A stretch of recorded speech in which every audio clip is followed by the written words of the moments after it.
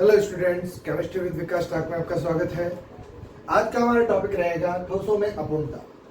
ठीक है, यानी कहने का मतलब क्या कि अपूर्णता का मतलब होता है डिफेक्ट्स, जिसे हम त्रुटि या दोष भी कहते हैं। यानी जब क्रिस्टल होता है उसमें कणों की एक नियमित व्यवस्था पाई जाती है। अब उन व्यवस्था में जब किसी कारण से कोई दोष उत्पन्न हो जाए तो उसे ही हम ठोसों में अपूर्णता कहते हैं। अब एक चीज आपको समझनी होगी कि जितने भी तरह के क्रिस्टल होते हैं वो परम शून्य ताप पर, परम शून्य ताप का मतलब होता है 0 केल्विन पर। ठीक है, आपको पता होना चाहिए कि परम शून्य ताप की जब बात की जाती है तो 0 केल्विन वहां पर तापमान होता है। तो जितने भी तरह के क्रिस्टल होते हैं, ठीक है, तो वो सब परम शून्य ताप यानी 0 केल्विन पर एक निश्चित व्यवस्था में व्यवस्थित होते हैं। यानी उनके कणों की जो व्यवस्था होती है एकदम निश्चित होती है। ठीक है, तो उसे हम कहते हैं आदर्श क्रिस्टल। तो अगर पूछा जाए कि आदर्श क्रिस्टल किसे कहते हैं, तो हम कहते हैं कि वे क्रिस्टल जो परम शून्य ताप या 0 केल्विन पर एक निश्चित ज्यामिति या निश्चित व्यवस्था में व्यवस्थित रहते हैं, उसे क्या कहते हैं? आदर्श क्रिस्टल। ठीक है, आदर्श क्रिस्टल की हमने जब बात कर ही ली है तो हमें अब समझना होगा कि आदर्श क्रिस्टल 0 केल्विन पे है। अगर मैं टेम्परेचर को इंक्रीज कर दूं यानी बढ़ा दूं तो ऐसी कंडीशन में क्या होगा कि उसके कणों की यानी जो अवयवी कण है उसकी व्यवस्था में कुछ परिवर्तन आ जाएगा। ठीक है, यानी उसके अवयवी कण या तो बाहर निकल जाएंगे क्रिस्टल से या अपने स्थान को छोड़ देंगे। ठीक है, तो ऐसा कुछ उसमें अगर परिवर्तन आ जाता है तो उसे ही हम कहते हैं ठोसों में अपूर्णता। जनरली ठोसों में अपूर्णता हमारे 12 के अंदर 2 प्रकार की है, बट रियल में ये 3 प्रकार की होती है। ठीक है, जिसमें पहली है इलेक्ट्रॉनिक त्रुटियां या फिर इलेक्ट्रॉनिक अपूर्णता, दूसरी है बिंदु या परमाणुवीय त्रुटियां और तीसरी है रेखीय त्रुटि। ठीक है, रेखीय त्रुटि हमारे टॉपिक में नहीं है इसलिए आपको याद करने की भी जरूरत नहीं रहेगी, लेकिन आपको बस हल्का से इसे याद रखना है। अब इलेक्ट्रॉनिक त्रुटियों का मतलब क्या है कि जो क्रिस्टल है उसमें इलेक्ट्रॉन पाए जा रहे हैं, तो उसमें जो इलेक्ट्रॉन पाए जा रहे हैं उनके कारण अगर त्रुटियां उत्पन्न हो तो उसे हम कहते हैं इलेक्ट्रॉनिक त्रुटि। और बिंदु या परमाणुवीय त्रुटि क्या होती है कि जो क्रिस्टल बना है, क्रिस्टल जालक है, उसके अंदर जो बिंदु या परमाणु है वो अपने स्थान को छोड़ दे या फिर अपने स्थान को छोड़कर किसी दूसरे स्थान पर चला जाए, तो उसके कारण अगर त्रुटि उत्पन्न हो तो उसे हम कहते हैं बिंदु या परमाणुवीय त्रुटि। बिंदु या परमाणुवीय त्रुटियों को हम फिर वापस से 3 भागों में बांट रहे हैं। पहला कौन सा? स्टोइकियोमेट्रिक दोष या त्रुटि, दूसरा है नॉन स्टोइकियोमेट्रिक और तीसरा है अशुद्धि दोष। ठीक है, अब स्टोइकियोमेट्रिक दोष का मतलब, स्टोइकियोमेट्रिक का मतलब होता है जिसकी निश्चित ज्यामिति या व्यवस्था रहे, यानी जो पहले व्यवस्था थी वो की वो व्यवस्था अगर बाद में रहती है, उसका अनुपात जो होता है वो अगर निश्चित रहे तो स्टोइकियोमेट्रिक कहलाता है। हम जब ये टॉपिक पढ़ेंगे तो डिटेल से बात करेंगे। सिंपल ही वर्ड में मैं समझा रहा हूं कि अगर मैं कोई क्रिस्टल ले रहा हूं, जैसे मैंने NaCl का क्रिस्टल लिया, ठीक है, अब उसके अंदर जो कण है Na के और Cl के जितने प्रारंभ में थे, दोष आने के बाद में भी उतने के उतने ही उसमें कण रहेंगे, यानी उसका अनुपात चेंज नहीं होगा, तो उसे हम कहते हैं स्टोइकियोमेट्रिक दोष। नॉन स्टोइकियोमेट्रिक दोष का मतलब अनुपात में चेंज आ जाना। अगर मैं NaCl की बाई चांस बात कर लूं कि NaCl था, NaCl इसके स्टोइकियोमेट्रिक दोष में तो प्रारंभ में 1 Na था और Cl भी 1 था, और दोष के बाद में भी दोनों की संख्या बराबर रह रही है अनुपात के में। लेकिन नॉन स्टोइकियोमेट्रिक दोष में क्या हो रहा है कि प्रारंभ में जितने Na थे अगर उसकी संख्या में बढ़ोतरी हो जाए या कमी हो जाए तो हम कहते हैं कि नॉन स्टोइकियोमेट्रिक दोष वहां पाया जाए। यानी नॉन स्टोइकियोमेट्रिक का मतलब कि जो भी हमारे क्रिस्टल है उसके अंदर कणों के अनुपात में परिवर्तन आ जाता है, इसमें परिवर्तन नहीं आता है।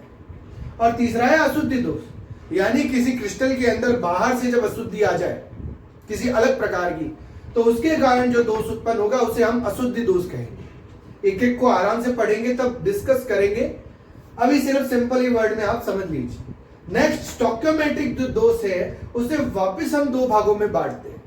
पहला है अनायनिक क्रिस्टलीय दोष और दूसरा है आयनिक क्रिस्टलीय दोष। अनायनिक का मतलब कुछ क्रिस्टल होते हैं जिनमें आयन नहीं पाए जाते, है ना, प्लस माइनस आयन नहीं होते, लेकिन कुछ होते हैं जिनमें आयन पाए जाते हैं। तो ऐसे क्रिस्टल जिनमें आयंस नहीं होते हैं उनमें जब दोष उत्पन्न होता है तो उसे हम अनायनिक कहते हैं। और आयनिक क्रिस्टल दोष में क्या होगा, उनमें आयंस पाए जाएंगे। ठीक है, अब अनायनिक क्रिस्टल को हम वापस से दो भागों में बांट रहे हैं। पहला है रिक्तिका दोष और दूसरा है अंतराकाशी दोष। शॉर्ट में समझे तो रिक्तिका दोष का मतलब होता है कि कणों के कुछ स्थान खाली रह जाएंगे। कि जब हम क्रिस्टल की व्यवस्था बनाते हैं, ये मैंने क्रिस्टल की व्यवस्था बनाई, तो इसमें कणों के कुछ स्थान रिक्त रहेंगे। देखिए यहाँ पे एक कण गायब है, तो इसमें रिक्त स्थान पाया जा रहा है, तो इसे ही हम क्या कह रहे हैं, रिक्तिका दोष। ठीक है, दूसरा है अंतराकाशी दोष।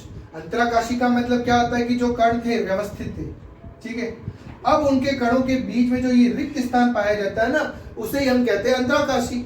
अब इसी जगह पर जब कोई कण आ जाता है, अवयवी कण, ठीक है, अवयवी कण जब आ जाएगा तो उसे हम कहेंगे अंतराकाशी दोष। तो इसके कारण जो भी दोष उत्पन्न होगा उसे हम क्या कहेंगे, अंतराकाशी। यानी जब कोई रिक्त स्थान रह जाता है कण के कारण, तो इस प्रकार के दोष को हम क्या कहते हैं, रिक्तिका दोष। और जब अंतराकाशी स्थान पर कोई कण या अवयवी कण आ जाता है और उसके कारण जब दोष उत्पन्न होता है तो उसे हम कहते हैं अंतराकाशी दोष। ठीक है, अब बात करते हैं आयनिक क्रिस्टलीय दोष की। आयनिक क्रिस्टल मतलब जिसके अंदर आयंस पाए जा रहे हैं, जैसे Na+ और Cl- ये आयन पाए जा रहे हैं, तो ऐसे दोष जिनमें पाए जाते हैं उन्हें हम कहते हैं आयनिक क्रिस्टलीय दोष। इसमें भी दो तरह के, शॉर्टकी और फ्रैंकल। मैं आप लोगों को एक चीज कहता हूं, शॉर्टकी दोष जो होता है वो रिक्तिका दोष ही होता है, और फ्रैंकल दोष जो होता है वो अंतराकाशी दोष ही होता है। बस इन दोनों में डिफरेंस क्या है कि शॉर्टकी दोष के अंदर आयंस पाए जाएंगे जबकि यहाँ आयंस नहीं पाए जा रहे। वैसे ही फ्रैंकल दोष में आयंस पाए जाएंगे जबकि अंतराकाशी दोष में आयंस नहीं पाए जाते। तो बात वही है कि शॉर्टकी दोष जो था तो उसमें होगा क्या कि जितने भी आयंस होंगे, देखिए इसमें क्या हो रहा था, कण अपना स्थान छोड़ रहा था और बाहर चला जा रहा था, वैसा का वैसा शॉर्टकी दोष में होता है। इसमें होता है क्या है कि जब कण आपस में व्यवस्थित होते हैं, अब यहां पे याद रखना आयन वाले कण होंगे, तो एक अगर ए है तो दूसरा बी होगा, एक प्लस का होगा तो एक माइनस का, फिर वापस प्लस का और वापस माइनस का। अब होता क्या है शॉर्टकी दोष के अंदर कि इसमें आयन जो होते हैं वो अपना स्थान छोड़कर बाहर चले जाते हैं, लेकिन जितनी मात्रा में वहां पर प्लस आयन बाहर जाते हैं उतनी की उतनी मात्रा में वहां पर माइनस आयन भी बाहर जाएंगे। क्या आपको बात समझ में आ रही है? मैं जो कहना चाह रहा हूं कि जितनी मात्रा में प्लस आयन बाहर जाएंगे उतनी की उतनी मात्रा में वहां पर माइनस आयन भी बाहर जाएंगे। यानी दोनों प्रकार के आयन जो है उनकी संख्या बराबर रहेगी बाहर जाने वाले आयनों की। ठीक है, ये आपको पता है। फ्रैंकल दोष में क्या होगा, हमने अभी बात की। अंतराकाशी दोष में क्या होता है कि उसके जो अंतराकाशी स्थान होते हैं वहां पर कुछ अतिरिक्त कण आ जाते हैं, तो वैसा का वैसा फ्रैंकल दोष में होगा। फ्रैंकल दोष में क्या होगा कि जो आयनों की व्यवस्था है A+, B-, A+, B-, तो यहां पर जो रिक्तिका रह रही है वहां पर अतिरिक्त आयंस आ जाएंगे। जैसे मैं कहता हूं A+ आयन अगर यहां आता है तो उतना का उतना एक माइनस आयन भी वहां एक अंतराकाशी स्थान पर आ जाएगा। यानी जितने प्लस आयन अंतराकाशी स्थान पे आएंगे उतने उतने माइनस आयन भी अंतराकाशी स्थान पे आ जाते हैं। तो इस प्रकार से जो दोष उत्पन्न होता है उसे हम फ्रैंकल दोष कहते हैं। सिंपल है टॉपिक, जब इसका स्टार्ट होगा तो और भी अच्छी तरह हम समझेंगे इस बात को। अब बात करते हैं नेक्स्ट नॉन स्टोइकियोमेट्री दोष की। तो नॉन स्टोइकियोमेट्री की हमने अभी बात की थी कि नॉन स्टोइकियोमेट्री का मतलब क्या होता है कि इसमें जो होते हैं आयनों या जो आयन जितने भी प्रकार के आयंस है उसकी संख्या प्रारंभ में जितनी थी उतनी की उतनी आखिर में नहीं रहती। यानी इनका अनुपात जो होता है, जो अनुपात प्रारंभ में था वो का वो अनुपात आखिर में भी नहीं पाया जाता है, यानी अनुपात में अंतर होगा। इसीलिए इसे नॉन स्टोइकियोमेट्री दोष कहा जाता है। ये दो प्रकार से होता है, धातु आधिक्य दोष और धातु न्यूनता दोष। धातु आधिक्य का मतलब क्या होता है कि धातु की अधिकता के कारण दोष उत्पन्न होगा। ठीक है, धातु अधिकता का मतलब इसमें धातु आयन ज्यादा मात्रा में होंगे। ठीक है, तो इस कारण से यहाँ पर ऋणायन की रिक्तिका पाई जाएगी, तो उस कारण से ऋणायनी रिक्तिका दोष उत्पन्न हो जाएगा। और इसके अलावा क्या हो जाएगा, अंतराकाशी स्थानों पर अतिरिक्त धन आयन आ जाएगा। तो दूसरा क्या हो सकता है, या तो धातु की अधिकता हो जाए और ऐसी कंडीशन में क्या होगा, एक ऋणायन अलग हो जाएगा तो ऋणायनी रिक्तिका बन जाएगी। और दूसरी कंडीशन में क्या होगा कि अंतराकाशी स्थान पर एक अतिरिक्त धन आ जाएगा। अब क्या है, धातु आधिक्य दोष का मतलब अतिरिक्त धन आयन का आ जाना। इसी तरह से धातु न्यूनता दोष, यानी इसमें क्या होगा, धातु की कमी हो जाएगी, यानी इसमें धनायनों की तो हो जाएगी कमी, धनायन रिक्तिका यानी धनायन की कमी, या फिर क्या हो जाएगा एक्स्ट्रा यहाँ पर धनायन, सॉरी यहाँ पर क्या आ जाएगा ऋणायन, ठीक है, ये लिख दीजिएगा ऋणायन, ठीक है। तो अतिरिक्त ऋणायन यहाँ पर आ जाता है, यहाँ पर देखो अतिरिक्त धनायन आ रहा है, इसीलिए धातु अधिक के दोष कहा जा रहा है। धातु का मतलब यहाँ समझ लीजिए धनायन से, और धातु न्यूनता दोष का मतलब यहाँ पर धातु या धनायन की कमी होगी। तो धातु या धनायन की कमी कब होगी, या तो धातु या धनायन बाहर निकल जाए तो धातु की कमी हो गई, या फिर क्या हो जाएगा कि अंतराकाशी स्थान पर ऋणायन आ जाए। अंतराकाशी स्थान पर अगर ऋणायन आ जाएंगे तो वहां पर जो धनायन है उसकी संख्या तो कम हो जाएगी और ऋणायन की संख्या बढ़ जाएगी। तो इस तरह से हमारे ठोसों की अपूर्णता या त्रुटियों के प्रकारों को हम पढ़ेंगे, एक एक के डिस्कस करेंगे, ठीक है, और उसके बारे में समझेंगे।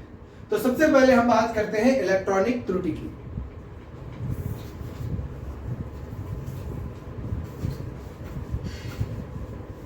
और उससे पहले आप कुछ परिभाषा लिख दीजिए ताकि आपको याद रहे।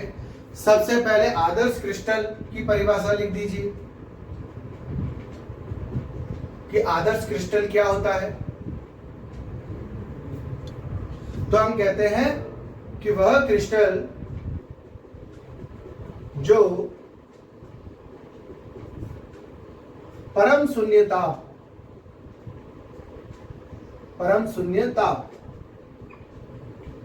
या 0 केल्विन पर, वह क्रिस्टल जिसमें परम शून्यता पर अवयवी कणों की एक निश्चित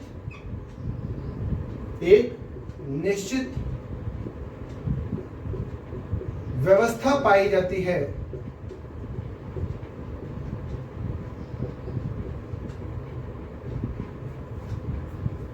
तो उसे हम क्या कहते हैं, आदर्श क्रिस्टल कहते हैं, ठीक है। यानी कणों की एक निश्चित व्यवस्था होती है। आप लोग देखेंगे कि इस कण जो होते हैं एक निश्चित व्यवस्था में व्यवस्थित होते हैं। ये देखिए, ये कणों की एक निश्चित व्यवस्था है ना। तो इसमें देखिए कण एक रेखा के रूप में पूर्ण रूप से व्यवस्थित, ठीक। तो इसे हम कैसा क्रिस्टल कहेंगे, आदर्श क्रिस्टल। लेकिन अगर मैं ताप में वृद्धि कर दूं तो नीचे एक लाइन लिख सकते हैं, इसे तो पहले लिखते हैं, इसे आदर्श क्रिस्टल कहते हैं, आदर्श क्रिस्टल कहते हैं।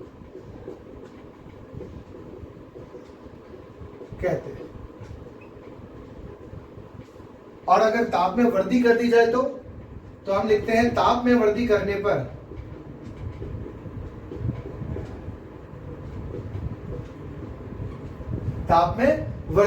पर क्रिस्टल के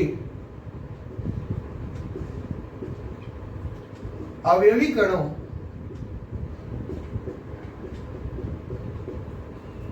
की व्यवस्था अनियमित हो जाती है।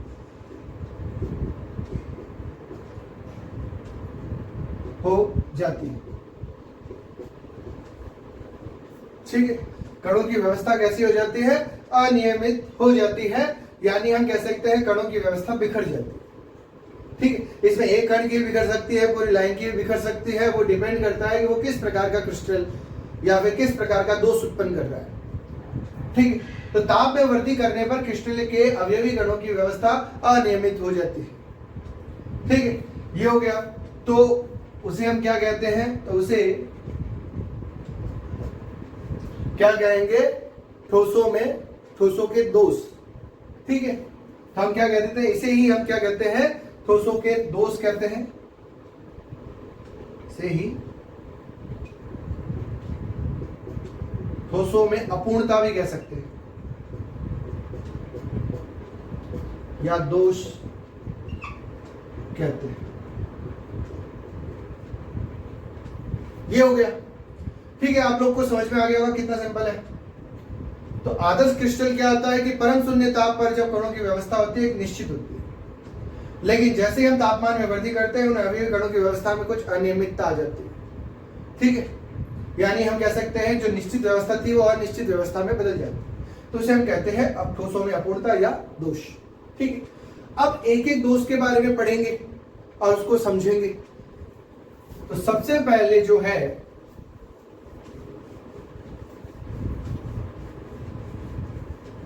हमारे दोस्त कौन सा है, वो है इलेक्ट्रॉनिक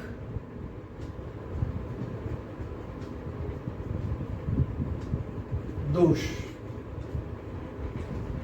सबसे पहला है हमारा इलेक्ट्रॉनिक दोष। इलेक्ट्रॉनिक का मतलब इलेक्ट्रॉन्स के कारण ये दोष उत्पन्न होगा।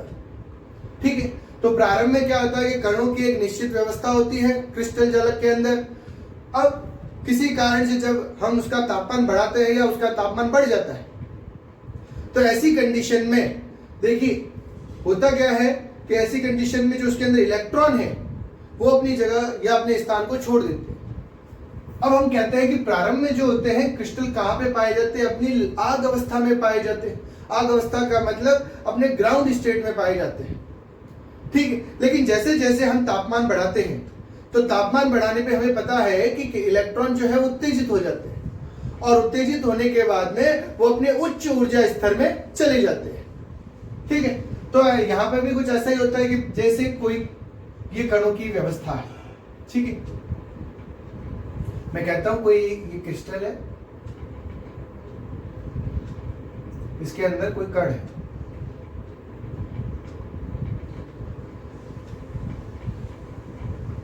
ये देखिए एक व्यवस्था बता रहा हूं आपको।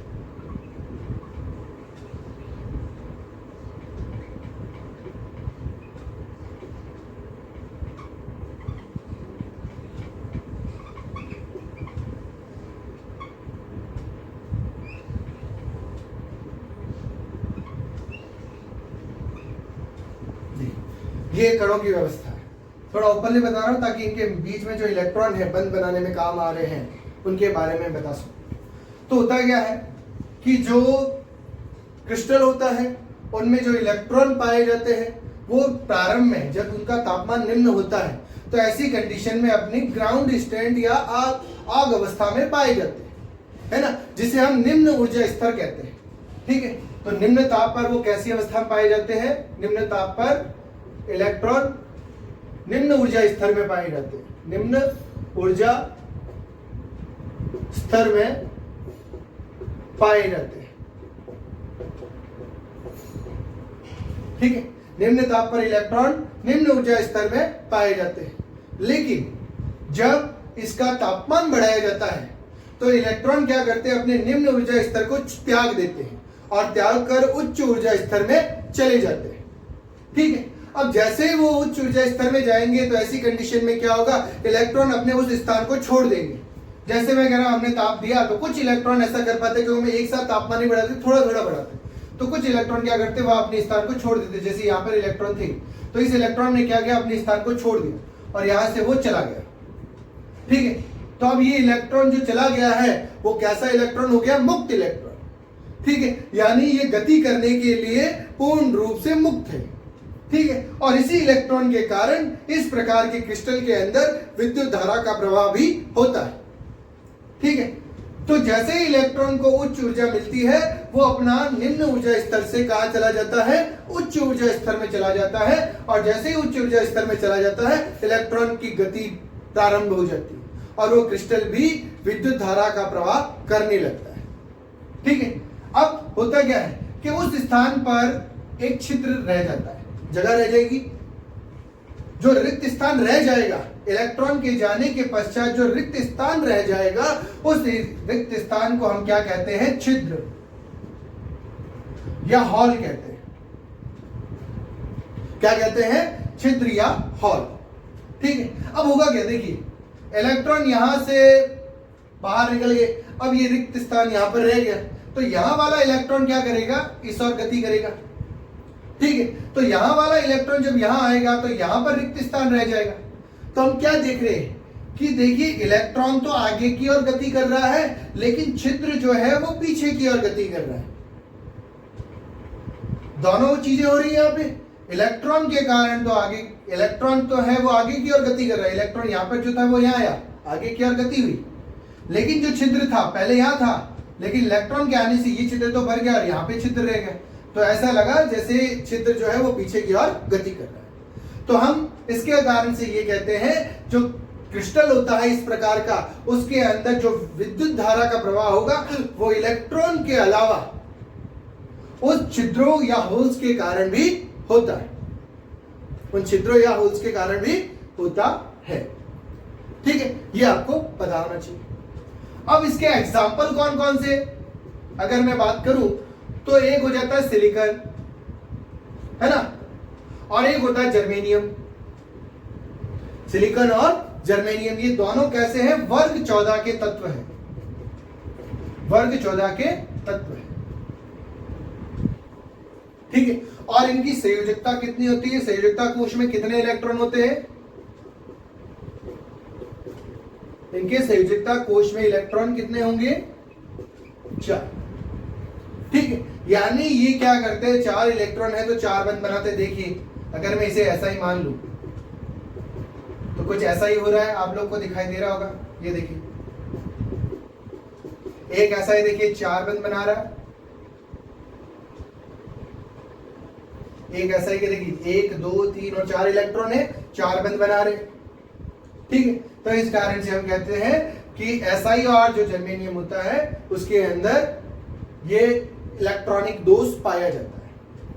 अब अगर मुझे इस इलेक्ट्रॉनिक दोष के अंदर विद्युत धारा के मान में और अधिक वृद्धि करनी हो तो मैं क्या करूंगा, इसके अंदर कुछ अशुद्धियां मिला दूंगा। मैं क्या करूंगा, इसके अंदर कुछ अशुद्धियां मिला दूंगा। अशुद्धियां मिला देने से क्या होगा कि इसके अंदर इलेक्ट्रॉन, मुक्त इलेक्ट्रॉन की संख्या बढ़ जाएगी। अगर ये पूछा जाए कि इलेक्ट्रॉनिक दोष जब उत्पन्न हो जाता है और धारा का प्रवाह होने लगता है तो उस धारा के मान में वृद्धि करने के लिए या उस धारा के मान में किस प्रकार से वृद्धि की जा सकती है, तो हम कहते हैं कि ऐसे क्रिस्टल में हम दूसरी अशुद्धियों को मिला देते हैं और हमें एग्जाम्पल देना पड़ेगा सिलिकॉन और जर्मेनियम का, जो वर्ग 14 के तत्व हैं। अब इसमें हम क्या करते हैं कि किसी एक सिलिकॉन या जर्मेनियम की जगह पर दूसरे तत्वों को मिला देते हैं, तो उससे होगा क्या? अब कौन से तत्वों को मिलाया जाता है ये याद रखना, या तो मिलाएंगे वर्ग 13 के तत्वों को या मिलाएंगे वर्ग 15 के तत्वों को। ठीक है, वर्ग 13 के तत्वों की एक विशेषता होती है कि उसके अंदर 3 इलेक्ट्रॉन होते हैं और वर्ग 15 के तत्वों की विशेषता होती है कि उसके अंदर 5 इलेक्ट्रॉन होते हैं। ठीक है, तो होगा क्या, अगर वर्ग 13 का तत्व जैसे यहां पर आ जाएगा, जैसे वर्ग 13 के तत्वों में एक आता है एल्यूमिनियम। एल्यूमिनियम अगर आ जाएगा तो हमें पता है वर्ग 13 के तत्वों में संयोजकता जो होती है वो 3 होती है। संयोजकता कोश में इलेक्ट्रॉन कितने होते हैं? 3। तो 3 इलेक्ट्रॉन होते हैं, इसका मतलब ये 3 ही तरफ से बंद बना पाएगा। तो 3 ही तरफ से बंद बना पाएगा तो जो SI का इलेक्ट्रॉन है वो तो मुक्त हो गया, और जब वो मुक्त हो गया तो आसानी से इसके कारण क्या होता है, विद्युत धारा का प्रवाह हो जाता है। अब ऐसा कैसा हम वर्ग 15 के तत्व के साथ करते हैं। ठीक है, वर्ग 15 के तत्व में हम कौन सा ले लेते हैं, जैसे हमने ले लिया फास्फोरस। फास्फोरस अगर ले लेता हूं तो वर्ग 15 के तत्वों की विशेषता होती है उसमें संयोजकता कोश में 5 इलेक्ट्रॉन होते हैं। तो देखिए 4 इलेक्ट्रॉन तो क्या होंगे, यहां बंद बना लेंगे, लेकिन 5वां इलेक्ट्रॉन यहां पर मुक्त रह जाएगा, और जब मुक्त रह जाएगा तो उसके कारण धारा का प्रवाह आसानी से हो जाएगा। ठीक है, तो इस तरह से हम कहते हैं कि इलेक्ट्रॉनिक दोष उन क्रिस्टलों में पाया जाता है जिनमें ताप बढ़ाने पर इलेक्ट्रॉन आसानी से मुक्त हो जाते हैं और मुक्त होने के पश्चात उनमें धारा का प्रवाह होने लगता है। तो इस प्रकार से जो दोष उत्पन्न होता है उसे हम क्या कहते हैं, इलेक्ट्रॉनिक दोष। सिंपल सा है, आप लोग को याद रह जाएगा। ठीक है, नेक्स्ट जो है हमारे उसकी बात करते हैं और वो है बिंदु दोष। सेकंड कौन सा है, बिंदु दोष, जिसे पॉइंट डिफेक्ट भी कहते हैं। इसका एक और दूसरा नाम है परमाणुीय दोष भी कहते हैं इसको, यानी एटॉमिक डिफेक्ट। ठीक है, अब बिंदु दोष या परमाणुीय दोष क्या होता है कि ऐसे क्रिस्टल जिसमें परमाणु या अवयवी कण, परमाणु या अवयवी कण अपने स्थान को छोड़कर या तो अलग हो जाते हैं या अंतराकाशी स्थान पे चले जाते हैं, तो ऐसा दोष क्या कहलाता है? बिंदु दोष या परमाणुवीय दोष। ये दोष या तो परमाणु में पाया जाएगा या कण में पाया जाएगा। परमाणु या कण में ये दोष पाया जाता है, ठीक है। पूरी सीरीज में ये दोष नहीं पाया जाता, एक निश्चित स्थान पर या एक या दो कणों पर ही ये दोष पाया जाएगा। पूरे के पूरे क्रिस्टल के अंदर सभी जगह पर ये दोष उत्पन्न नहीं होता, ठीक है। और एक सीरीज में या एक लाइन में भी ये सभी जगह पर ये दोष उत्पन्न नहीं होगा, अलग अलग जगह पर ये दोष उत्पन्न होता है। इसीलिए इसे बिंदु या परमाणुवीय दोष कहा जा रहा है। कहने का मतलब क्या कि जैसे ये हमारे कोई क्रिस्टल है,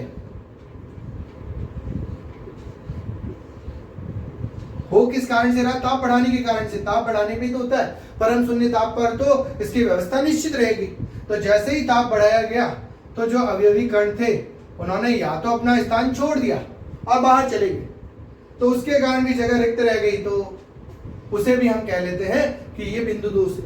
या फिर क्या हुआ कि जो अंतराकाशी स्थान है वहां पर अतिरिक्त कण या परमाणु आ गए, तो उसके कारण भी ये दोष उत्पन्न हो गए, तो उसे हम क्या कहते हैं? बिंदु या परमाणुवीय दोष, ठीक। एक रेखीय दोष और होता है जो आपके टॉपिक में नहीं है, लेकिन समझ लीजिए। रेखीय दोष में क्या होता है कि पूरी की पूरी एक रेखा में ही दोष उत्पन्न हो जाता है, या तो ये पूरी पूरी रेखा ही वहां से हट जाती है या अतिरिक्त कण वहां पर एक ही रेखा में व्यवस्थित हो जाते हैं, तो उसे हम कहते हैं रेखीय दोष, ठीक है। ये दोष आप लोग के नहीं, इसलिए ज्यादा आपको सोचने की जरूरत नहीं है, हमारे सिर्फ बिंदु दोष तक ही, ठीक है। तो आप लोग को पता चल गया होगा बिंदु दोष क्या होते हैं। अब बिंदु दोष के प्रकारों के बारे में हम नेक्स्ट टॉपिक के अंदर समझेंगे। अगर किसी को इस बारे में नोट्स चाहिए या कोई सवाल पूछने हैं तो आप मेरे व्हाट्सएप नंबर पे आप मैसेज कर सकते हैं। मेरा केमिस्ट्री का ग्रुप बना हुआ है, बॉयज का गर्ल्स का, जिसमें आप ऐड हो सकते हैं और टाइम टू टाइम आपको वहां पर नोट्स अवेलेबल हो जाएंगे, ठीक है। और आप लोग की वहां पर कंफ्यूजन भी दूर होती रहेगी और जो भी नए टॉपिक के क्वेश्चन आते हैं वो भी वहां पर पूछे जाते हैं, जो आप लोग सॉल्व करते रहेंगे तो आपकी बोर्ड की प्रिपरेशन अच्छी होगी। Thank you.